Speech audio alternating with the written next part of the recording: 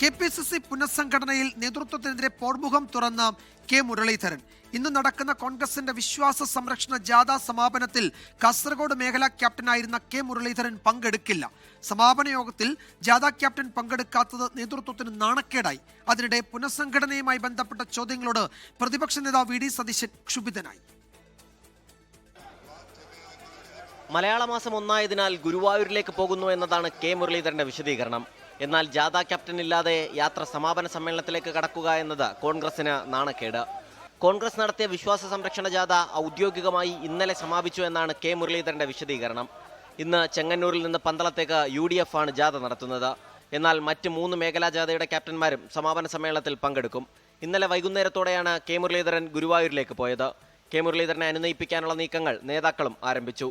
പുനഃസംഘടനയുമായി ബന്ധപ്പെട്ട ചോദ്യങ്ങളിൽ മാധ്യമങ്ങളോട് പ്രതിപക്ഷ നേതാവ് വി ഡി സതീശൻ പൊട്ടിത്തെറിച്ചു. വേറെ വല്ല ചോദ്യമാണെങ്കിൽ ചോദിക്കാൻ പറഞ്ഞല്ലോ. ഈ ചോദ്യത്തിന് മറുപടി അർഹിക്കുന്നില്ല. ഞാൻ നിങ്ങളെ കാണുന്നില്ല.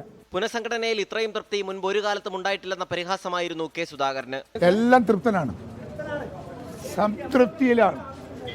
ഇത്തരം ഒരു നല്ല തൃപ്തി എനിക്ക് വേറെ ഇതുവരെ ഉണ്ടായിട്ടില്ല. വിശ്വാസ സംരക്ഷണ ജാഥ സമാപനത്തിന് ശേഷം നേതാക്കളുമായി ചർച്ച നടത്താനാണ് KPCC നേതൃത്വത്തിന്റെ തീരുമാനം. 24 തിരുവനന്തപുരം.